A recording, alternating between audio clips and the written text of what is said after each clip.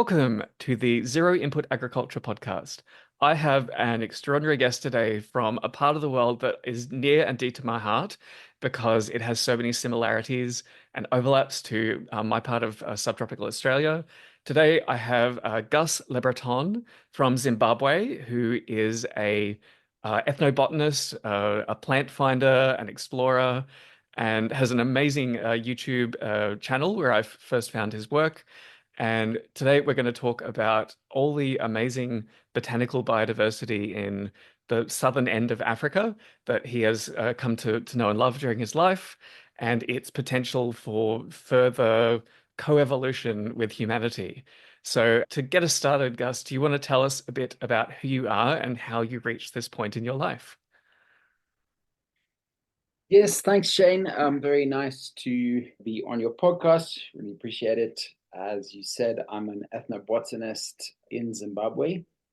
I've been working for the last 30 years on commercialization of indigenous plants. And the background to that was I started out as a conservationist and I was working with rural communities in Zimbabwe looking at ways to promote conservation of indigenous trees and indigenous plants.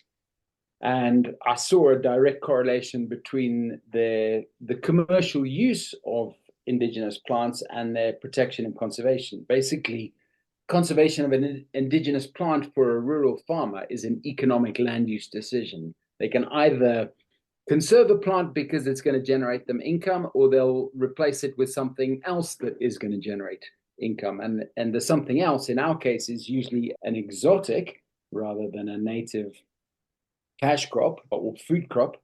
And the staple diet in Zimbabwe and the staple crop for smallholder farmers is maize. Maize, of course, comes from Central America, not from Africa. Isn't really suited to our climate. It does well here under certain conditions, but our climate is very variable. And when the conditions aren't right, it doesn't work at all. And I was just, seeing this lamentable or actually tragic situation where people were removing indigenous vegetation that has spent tens of thousands of years evolving to be in exactly the right place in exactly the right time, and then replacing it with a crop that comes from halfway across the world, and then planting it, and then looking at it when it, surprise, surprise, dies because the rains failed, and wondering, what went wrong, and just thinking, well, it's just the problem for them is that there is no commercial opportunity from indigenous plants because there are no products, marketable products, and there's no. I mean, these are plants that, of course, have a very long history of traditional use, but there's no commercial opportunities around them. So that's when I started looking at developing the commercial potential of indigenous plants as alternatives to these exotic cash crops, so that it became a rational economic decision for a smallholder farmer to make to actually conserve indigenous plants in situ rather than replace them with an exotic cash crop. So, Yeah. yeah, that's the background. And I've been doing that in a sort of non-profit research way, but also in a for-profit business way. So I'm involved in quite a number of different business ventures around the commercialization of indigenous plants. I used to run an association called Phytotrade Africa, which was promoting trade in indigenous plant products from Southern Africa into the rest of the world. And I'm also involved in the research side with a research organization in Zimbabwe called Bioinnovation Zimbabwe that is specifically researching indigenous plants for their commercial potential use. Now, a place to start to flip things around from what we first planned, maybe we can talk about examples of local plants that have already gone through a relatively successful commercial transition, because I think there's a couple of them that stand out already. Do you have any that come to mind? I certainly have plenty that come to mind. I mean, the one that is perhaps the most well documented and most well known, and which I've been involved with from the very beginning, is baobabs. Hmm? Adansonia tata, which is the African baobab, there are 8 different species of baobab altogether around the world, 7 of them in Madagascar, one in Australia, and one of the seven that's in Madagascar is also in mainland Africa. And that's the one that I've been working with, which is the digitata. They're all Adansonian. Mm. So the baobab it's a tree that, it's very well known. It's found all across dryland Africa mostly, an incredibly hardy and resilient species that survives in climatic conditions that not many other plants can survive. And it's basically a succulent. So Mm. it's incredibly good at drawing moisture and conserving moisture from very dry soils. And if Uh, people and if people don't and have a picture in their mind, these are the bottle trees that have these huge swollen exactly. bases. It's a big fat tree. It's called the upside down tree because the story is that they were thrown down from the heavens and landed upside down, and they planted with their roots in the air. And yeah, I mean, it's a very memorable tree. If you've ever seen one, you certainly never forget it.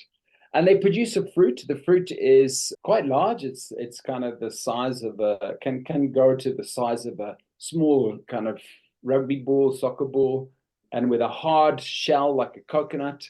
And inside there's a dry white powdery substance, which is the fruit pulp, and seeds, and lots of seeds. And that dried fruit pulp it's naturally dry, that's how it comes, it's full of nutrients. It's very, very healthy, and it's delicious, and it's traditionally consumed across Africa. But although it had been traditionally consumed, there was never any commercial use. So when I started looking at it in Zimbabwe in the mid 1990s, at that time I was running a non-profit organization working with rural communities. We started to look at, potentially developing baobab as a commercial crop. And then we ran into the problem that locally there was a kind of a bit of a stigma at that time against indigenous plant products because most Zimbabweans felt that this was something that they had consumed in their childhood free because the trees were just there and they picked up the fruit off the ground and they just eaten them. And it wasn't something that, as they grew up and they kind of climbed the economic ladder, it wasn't something that they wanted to be consuming in future because, Mm. they're aspirational and they want to be improving.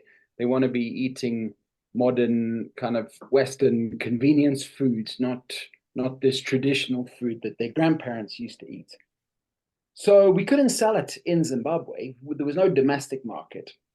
So we started looking at the international export markets, but then we ran into a regulatory hurdle, which was that the international regulators said, "Well, prove to us that this is safe." And we said, "But I mean, millions of Africans eat it every year safely. There's never, ever, ever been any record of anyone, getting sick from eating baobab, let alone dying from it." Mm. And they said, "Yeah, no, that doesn't matter. We still need you to actually prove it." And to prove it cost us $500,000 to prove that something that we knew was safe was in fact safe.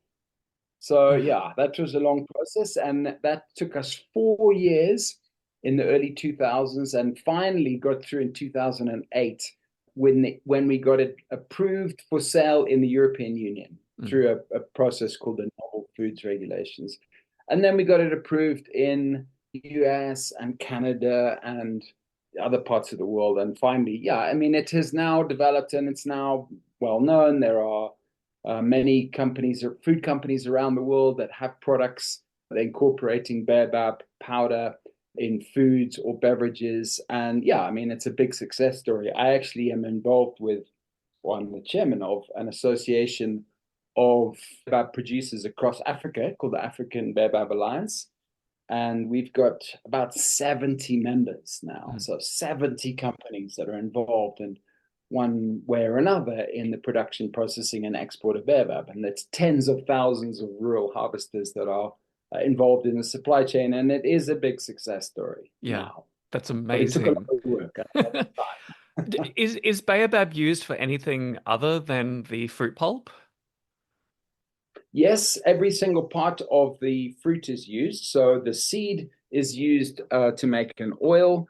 So it doesn't have a lot of oil in it. I mean, if you took a sort of conventional, traditional oil seed, like, I don't know, like castor oil or something, you'd Mm, probably be looking at about 40% of the mass of the seed comes out as oil. mm. And the baobab, you're looking at about 4%. Yeah, So yeah. it's not a high yield oil, but nevertheless, there is oil in there, and it's a very high quality oil, Mm. which is used in the cosmetics industry. I actually use it every day. I've got baobab oil on my skin right now. I put it on after shaving. I wet shave, and after I've shaved, I just use a bit of splash of the oil as a moisturizer. It's incredible. And there's growing demand for it and interest in it in the cosmetics industry. And Do you think there's any potential for hybridizing the original species to come up with new domestic forms? I think there's huge potential. I'm a little bit wary of plant breeding rights relating to a sort of a native ingredient Yeah, from Africa, and not wanting to kind of patent. Yeah, basically, yeah, and subvert Africa's sovereign rights over its own genetic resources. But at the same time, yeah, I mean, obviously there is huge opportunities, and there's no doubt that we haven't even begun to explore it. And I'd say the same with almost all the African indigenous yeah. species. It's It's just early days. extraordinary how systematically we've ignored and overlooked the opportunities from African plants. And at the same time, what a great opportunity that is for the Yeah. future. Because if you think about it, I don't know. I mean, just take. Well, let's take the USA, for example. Let's look at the indigenous plants in the USA. I'm gonna imagine that there are very few plants there that haven't been explored at some level or another for their, long-term commercial potential. Mm. And what, 80%, 90% of them? So you've got, if you're looking at the ones that you've still left to explore, maybe there's 10%, maybe 20%, I doubt. But in Africa, it's the other way around. Yeah. We've probably explored maybe 5% of our plants. 95% of the plants in Africa haven't even been looked at yet. You So might yeah, it's very, very exciting. you might want to look at the open source seed initiative, which is a movement for like blocking patenting of plant breeding rights. And there's also models of community-based crop breeding where everyone is involved in the process rather than one lab trying to make everything perfect and then rolling out clones. Particularly for slow-growing trees like tree crops like baobab, distributing that process and coming up with locally adapted populations because conditions are so variable that I think there's Mm, a lot of potential there. for sure. Absolutely. It makes me want to move to that lovely red semi-arid coast of Australia where our bit little patch of baobabs grow. And you were saying they've recently figured out how those trees got there because they're very closely related to the plants in Africa and Madagascar, and nobody quite knew how they got there. There was rumors of people sailing and maybe taking them. Mm. So, I mean, Madagascar is fascinating. I've literally just come back from Madagascar, so it's very fresh on my mind. And I'm so it is the jealous. most I'm so fascinating. jealous. What a country. Wow. Madagascar split off from mainland Africa 140 million years ago. Mm, So, nothing that has evolved and that is around in Madagascar now, nothing living was in any way related to anything that was living in Africa at that time. It's all evolved independently. mm, And there's this weird thing where there's six baobab species on Madagascar, and there's the one in Africa and there's one in Australia. And it was kind of assumed that they must have come from Africa and then gone to Madagascar and then somehow gone. But in fact, genetic studies recently have just concluded that it's the other way around. They actually started in Madagascar, mm. then went over to Africa, and then off to Australia. And the really interesting thing in Africa is that you look at the distribution pattern of baobabs across Africa, and it's very, very, very closely aligned to patterns of human settlement. Mm. And there's absolutely no doubt in my mind. I mean, baobabs long predate Homo sapiens, Yeah. and in hominids altogether. I mean, baobabs have probably been around in mainland Africa for about 15 million years, which is way longer than any of us have. But certainly their distribution patterns are very closely aligned to humans, and humans and our ancestors consumed them and spread them across Africa, coming from the east coast where they must have arrived, probably floating on bits of vegetation from Madagascar, and then they've been spread all over. So yeah, I mean, really fascinating. It is Are they, fascinating, and then probably the same thing to Australia as yeah. well. So Are they another example of a plant that co-evolved with megafauna? And the megafauna are gone now, and humans have stepped into that role of helping the trees reproduce because so many crops fit that mold. yeah, I think that's highly likely. I would Mm, say that was highly likely. Yeah. mm. So tell me about another plant from your part of the world that really excites you.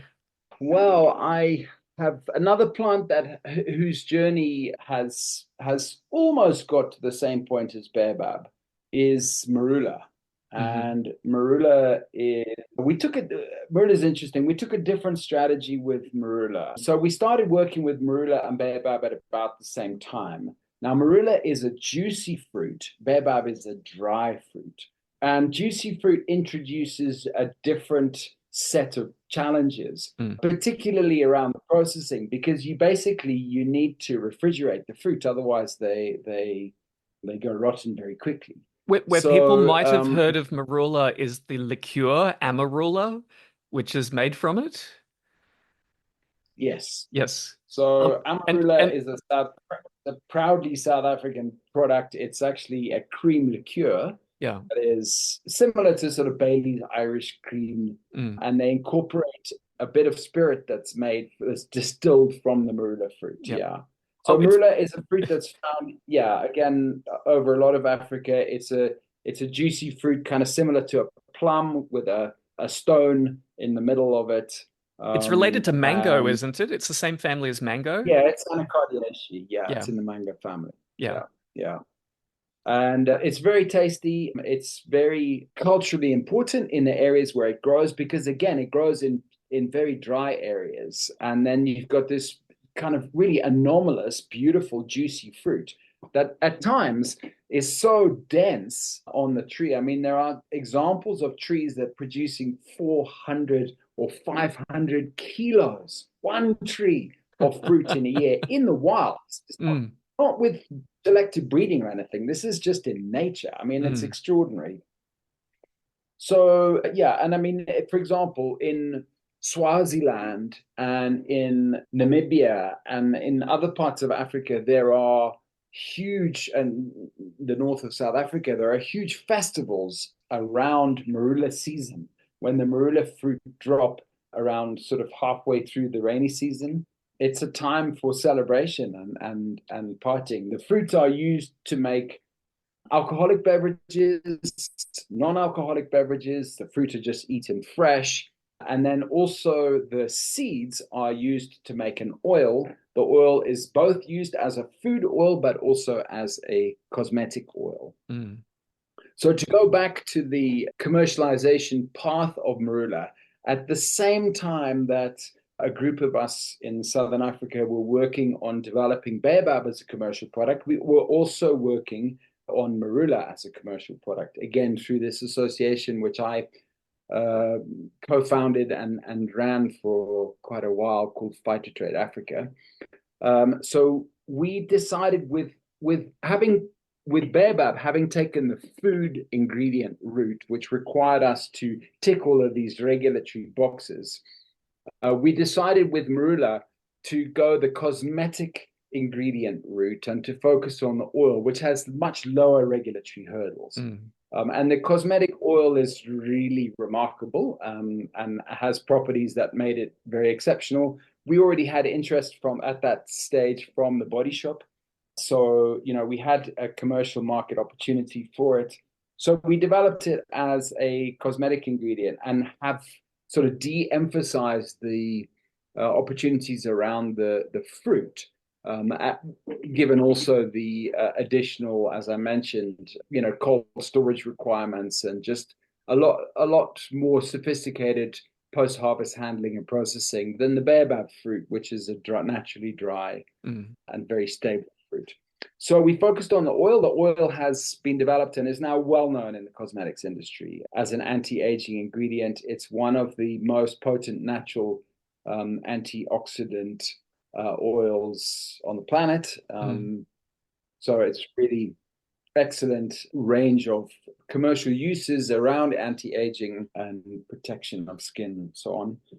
And I'm, then now we're starting to look at the potential both for marula oil as a food oil, as a mm. sort of alternative to olive oil, and then also the nuts as an edible nut, and Hmm. then also the fruit as a juicy fruit, and the juice or the puree or whatever. Yeah. All of these things we are now exploring. We've got some novel foods applications in around marula that are currently being processed by the European Food Safety Authority. And we hope that we will be able to bring marula through marula juice, marula pulp, marula oil as a food oil through into the food and beverage industry within the next couple of years, which is really exciting because this is a tree. So baobab, the one thing about baobab is it's a very slow growing tree. Mm. And you're not going to be seeing any sort of baobab plantations in it anytime soon.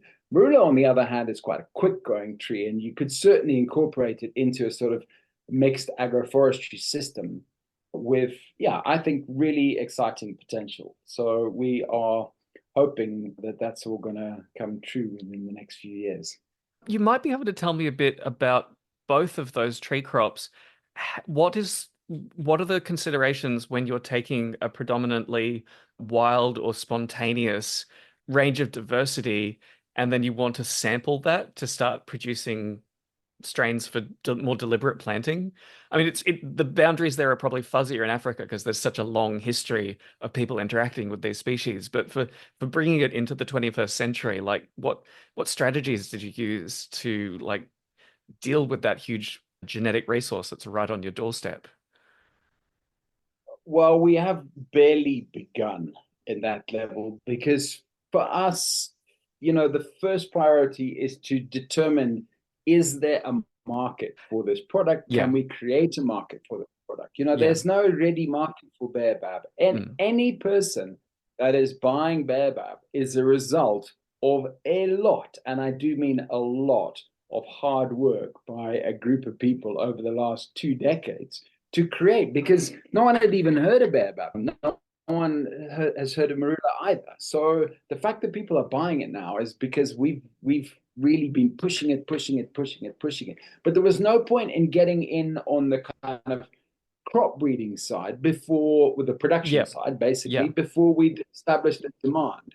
That makes So perfect now sense. that Yeah. we have created the demand, or we are in the process of successfully creating the demand, now we're going to get to the point where we're going to start looking at the production and the crop breeding side, which is really exciting and fun. Mm, But you have to, you've got to put the horse first and then the cart, yeah, and yeah. not the other way around. And you've been focusing really on the horse and getting that horse up and running. And then, the thing is, farmers are small scale farmers actually are incredibly innovative given the right sets of conditions. Mm, I feel that you will see a lot of innovation from small scale farmers around selective breeding in the next few years for some of these, once we've created the demand, once there's a mm. clear economic rationale for them to start looking at ways to improve this crop, they will do it. We won't even need to. We'll just watch them, Let them and do it'll it. happen. Well, I mean, tree crop Yeah, breeding totally. it's a multi-generational whole community activity. It's not like an annual crop where you can just have one person do it in one field if they're really determined. Tree crop breeding Yeah. doesn't work like that. It's a much bigger challenge that you're taking on. Yeah, and I mean we are so one of the things we're trying to do now with baobab, which is interesting. So I mean, think of a well-developed commercial tree crop fruit. Let's say the apple. Mm. and think of how many thousands of varieties of apples there are, and it's all the same species. Now we've got Adansonia digitata, and it's grown all over Africa, and we are presenting it to the market as one single product. Mm-hmm. But in reality, if it grows on a soil in Senegal, where you've got a westerly offshore sea breeze that's bringing in all kinds of whatever, nutrients, blah, blah, blah. And then it's growing in landlocked Zimbabwe, which is 5,000, 7,000 kilometers away with totally different soils. Surely it's going to be different. It can't Mm. be exactly the same. Yeah, yeah. So we don't, this is something we haven't even begun to Mm. scratch the surface.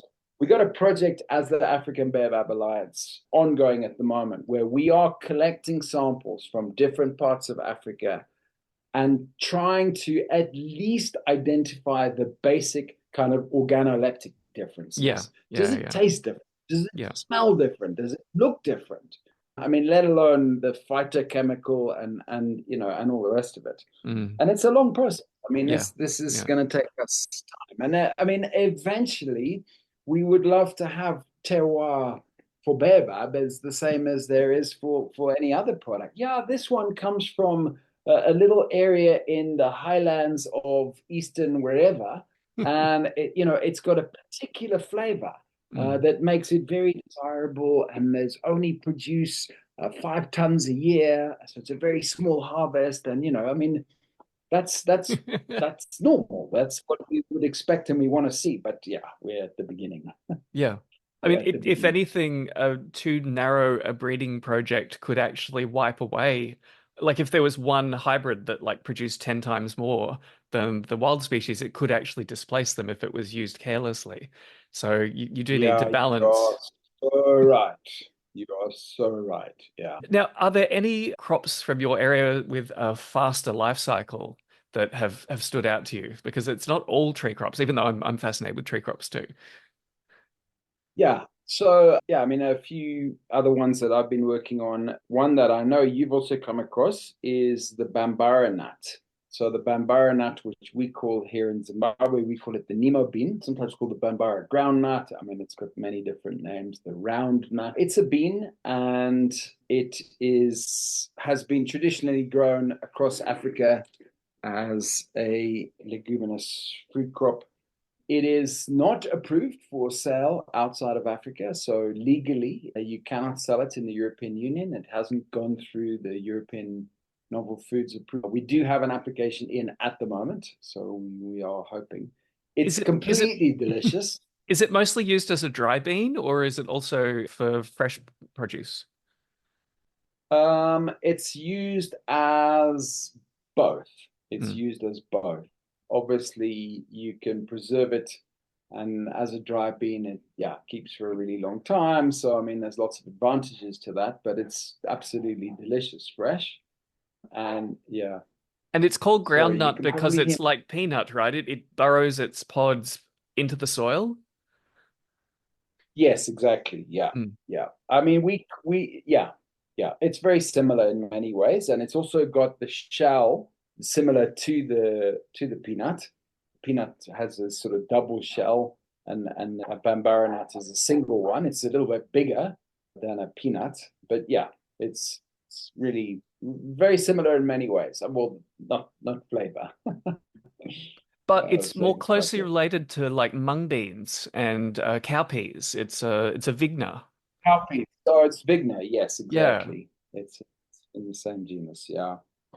Yeah. So No, it's a fantastic. So I mean, it's used as a fresh bean. It's also used the flour is then fermented. I mean, any of the ways that you use any other bean. Think of soya, for mm, example.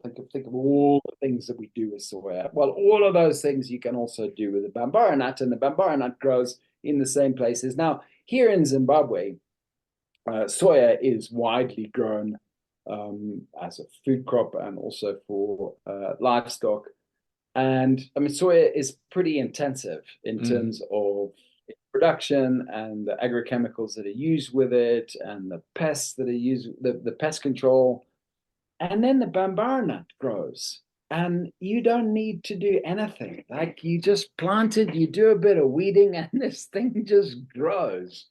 And it's delicious. And we, on an international market, can never compete. Zimbabwe, a small scale farmer in Zimbabwe, a landlocked country in the middle of Southern Africa, how can they ever compete on a global market for soya with large scale commercial producers in Brazil or the US or wherever else? Like, no chance. But guess what? They don't produce bambara nut there, Mm. and we do.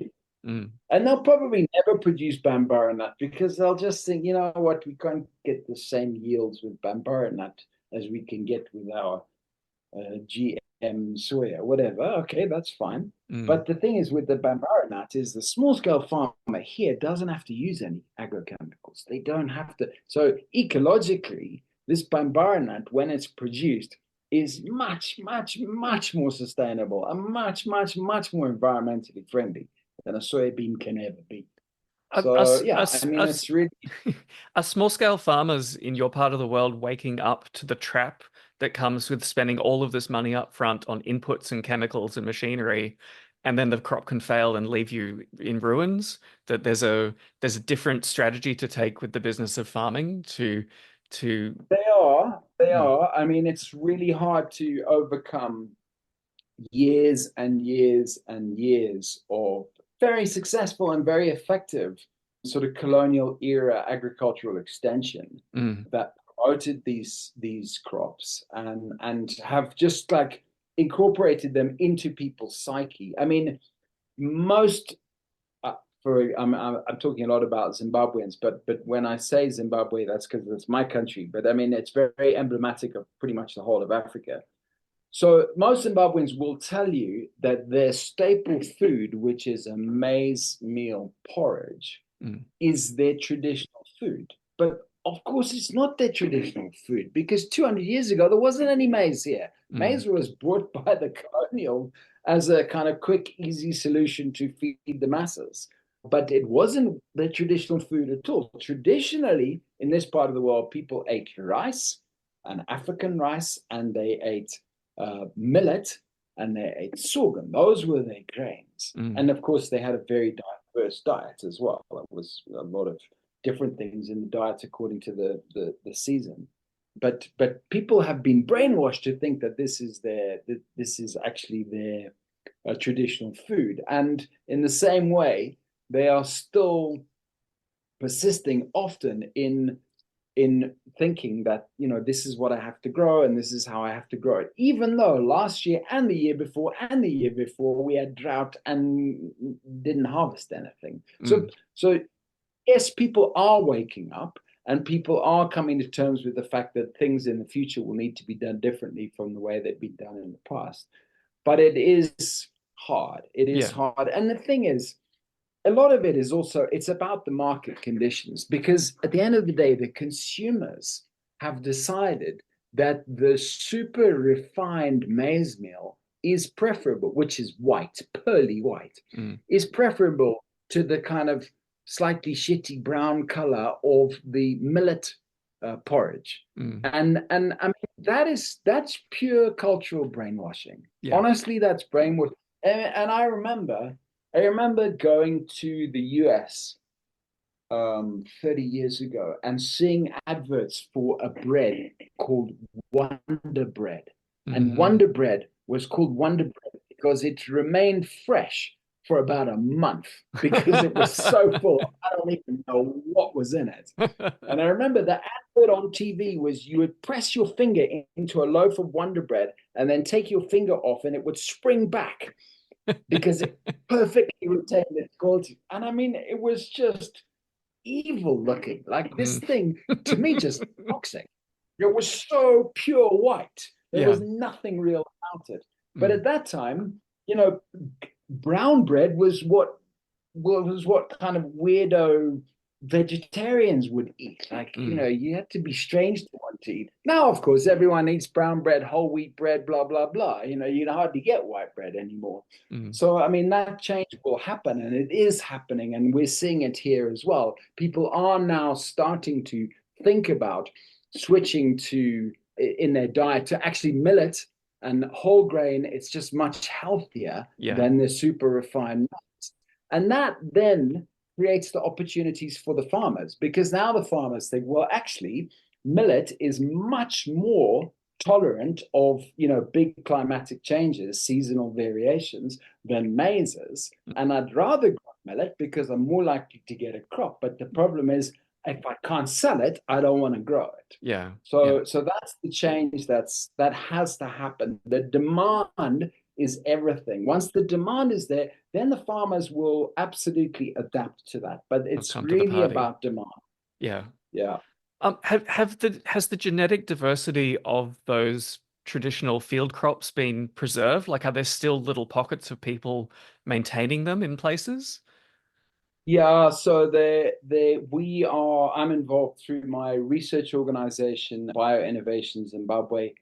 I'm involved in seed exchanges between farmers for, traditional varieties of and land races of millet and sorghum and so on. Mm, Yeah, there is a lot going on to preserve it, but that doesn't mean it's enough.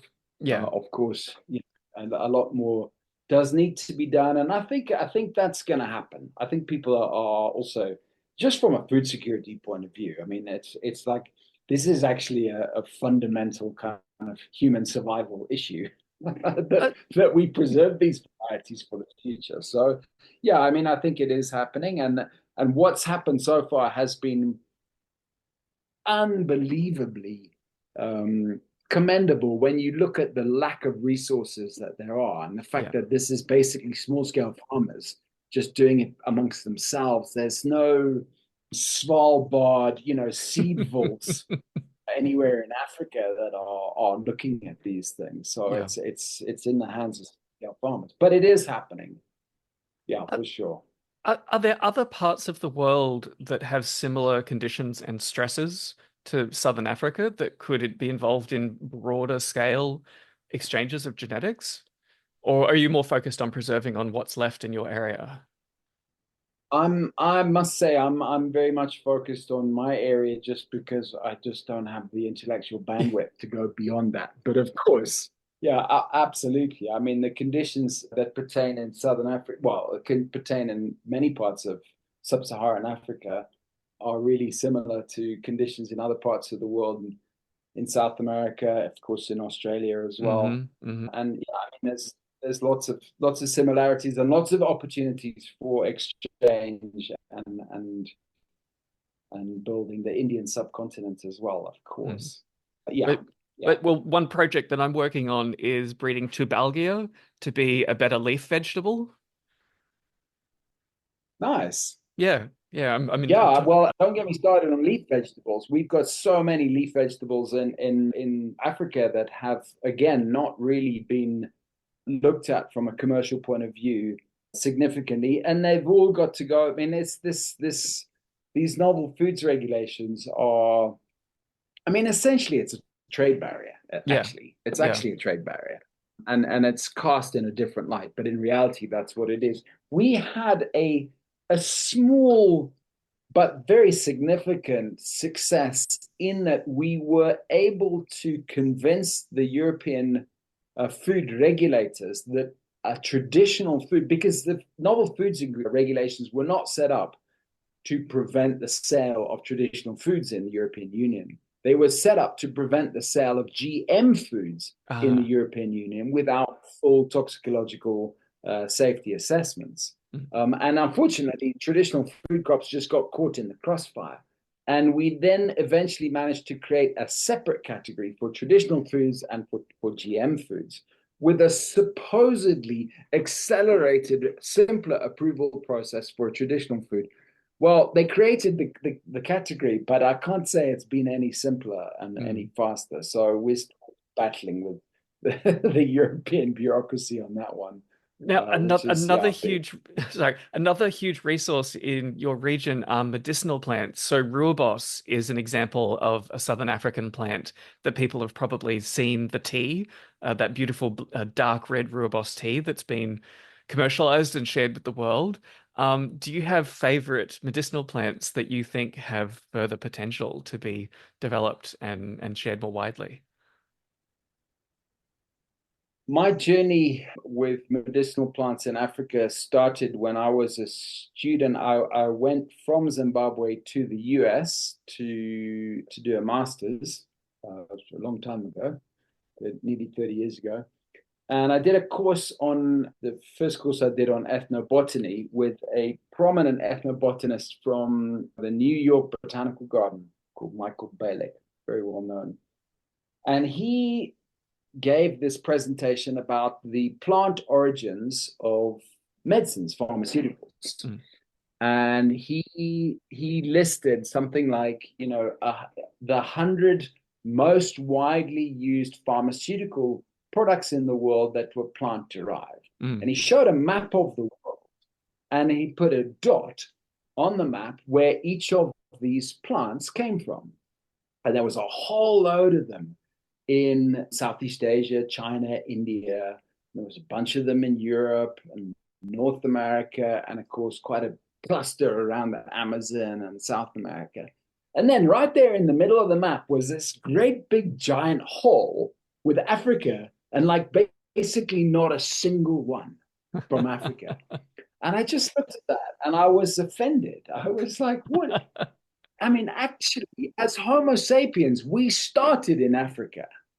We started in Africa. So we've been using medicinal plants in Africa longer mm. than we've been using medicinal plants in any other part of the world. I mean, And yet, Chip, not one of the top 100 pharmaceutical products that are plant derived come mm, from Africa. Why is that? mm, Well, it's because we haven't done research. It's not because they're not there. mm, It's because we haven't done the research. So to go back to the point I made earlier, mm. if you want exciting opportunities, then African medicinal plants is absolutely right at the top because boy, we've got them all, but they just haven't, the work just hasn't been done on them. And of course, the traditional use, I mean, go to any traditional healer in Africa, and most people in Africa do go to traditional healers. Of course, all of their medicines are plant derived. Mm. Almost every single one is plant derived and usually in quite sophisticated combinations. And I mean, it's just a remarkable asset and potential. I mean, I could, yeah, there's so many medicinal plants I could talk about. But I mean, let me give you one that I've been working on that is really, really fascinating. We have a plant in Southern Africa. It's found in Zimbabwe, Namibia, a little bit in South Africa. And it grows on, it's a geophyte. It grows on bare rock. And Mm. it's called Myrothamnus flabellifolius. We call it the resurrection bush. And this is a plant that is specially adapted to these unique conditions of a rock. We've got a lot of, Zimbabwe's got a lot of bare granite kind of crops. I'm sorry, I can't remember what the current name for Ayers Rock is in Oh, Australia. it's Uluru But now. Uluru, there you go. Mm. That's right. So think of Uluru, and that's sort of what it looks like. We've got a lot of those in Zimbabwe, and it's just bare granite. And then halfway up, you'll look at it, and then on this bare granite surface, and there's plants growing. And it's like, I mean, it's a vertical cliff with plants growing. How? So this plant, the resurrection bush, somehow has established its ecological niche that it grows in cracks just where just enough soil or biological detritus gathers there for it to put down roots and grow. And then in the dry season, it's got no moisture whatsoever and it completely shrivels up and dies. And you look at this plant and it's just dead. And then it gets one drop of moisture and it comes back to life again. Mm. And a resurrection plant, if you cut a twig of it and you keep it for 5 years or 10 years or 20 years, and then you stick that, and it's totally shriveled up twig, and then you stick it in water, it will come back to life again. It will turn green overnight, and all the leaves will come out. And it's just, I mean, this thing is incredible. It's Mm, remarkable. mm, What are the reasons for that? Well, there's a lot of phytochemical constituents in that plant that allow it to do this, and that's been the focus of some significant and actually groundbreaking research in terms of potential application for drought tolerant food crops. mm, But this plant has a huge range of traditional medicinal uses. It's consumed as a herbal tea.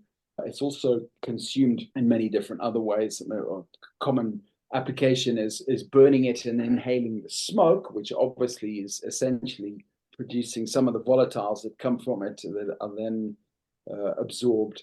And yeah, I mean, it's a remarkable plant, which no one has yet managed to cultivate. But again, we're still trying to work on creating the demand for it. But we're mostly focusing at the moment. So pharmaceutical regulation obviously is very high. You know, to get a plant through a set of clinical trials costs a lot of money. mm. So we are currently working on it for cosmetics, because for cosmetics, the bar is much lower and you can create significant volumes of demand.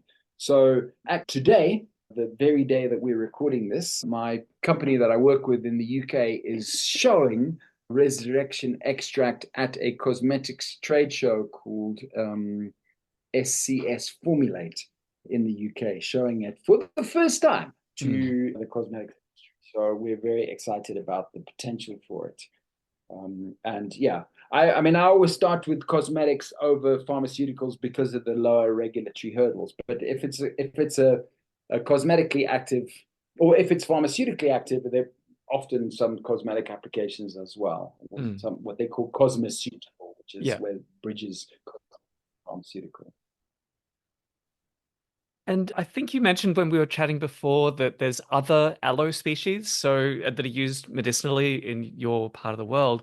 Many people are familiar with aloe vera, which I think has a very distant hybrid origin that no one's quite sure where it came from, but it's been circulating around like Arabia for many thousands of years, but it looks like its wild ancestors were hybridized and domesticated in that process.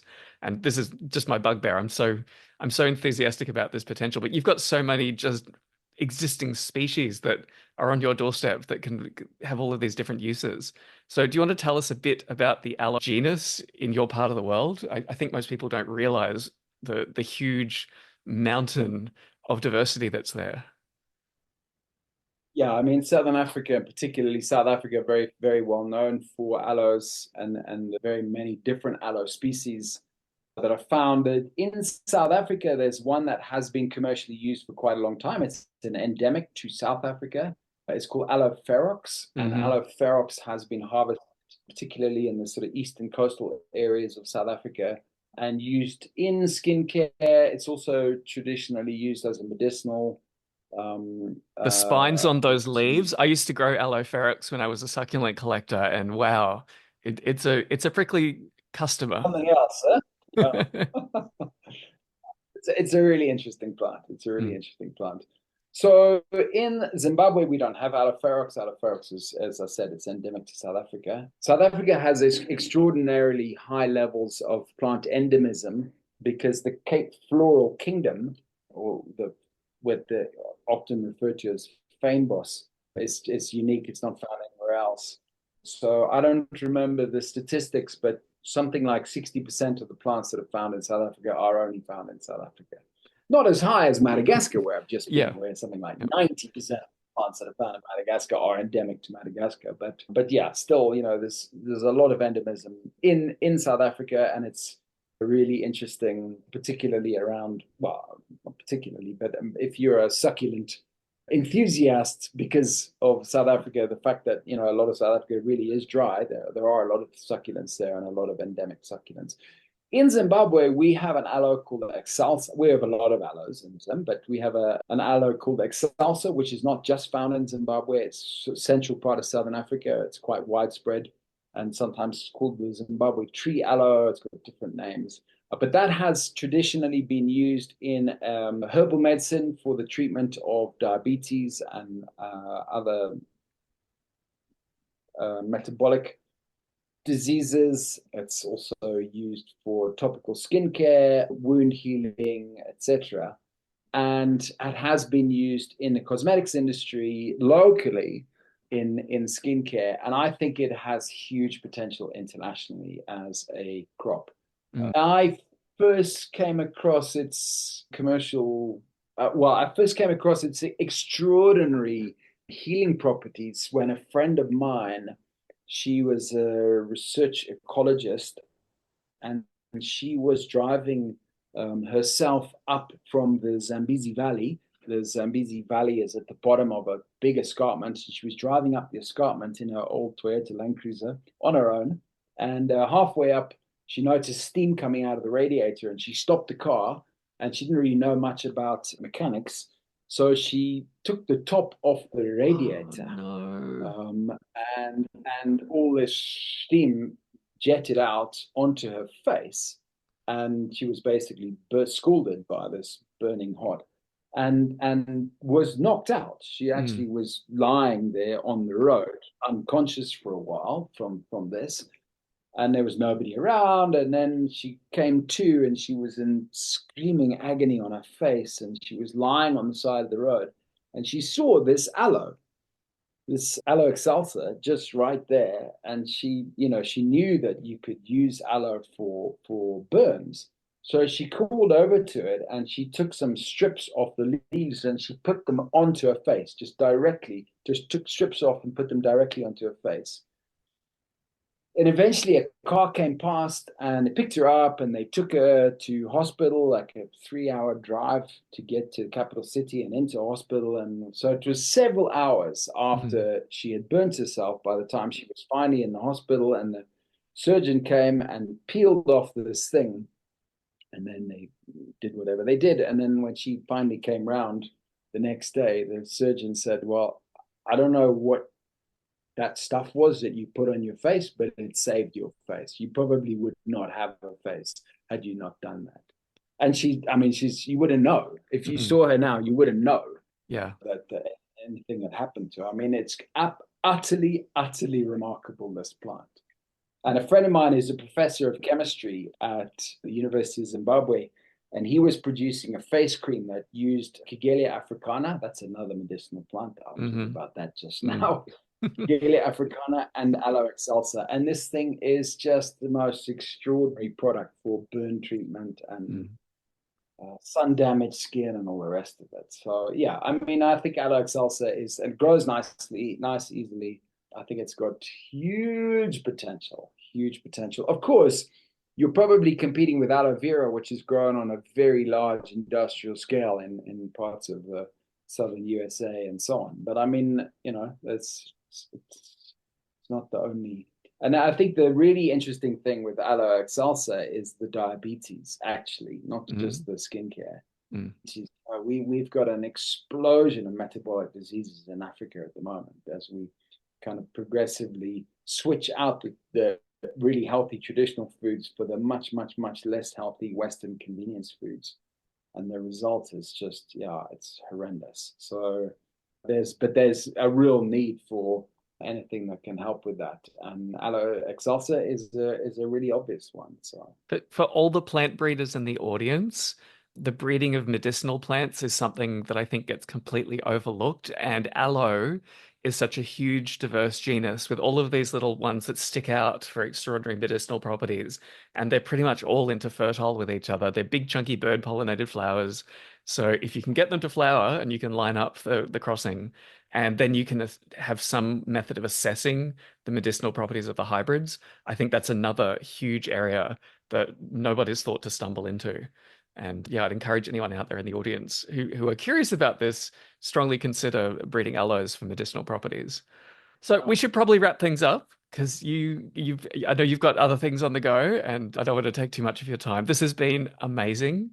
I would love to pick your brain for hours. I would love to teleport to all of the places that you've been in Southern Africa, because it is a place that has always been close to my heart, even though I've never been there. But maybe one day I'll get on a plane and come over.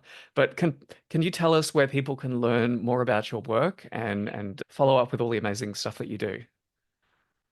Yeah, sure. So I've got a YouTube channel called African Plant Hunter.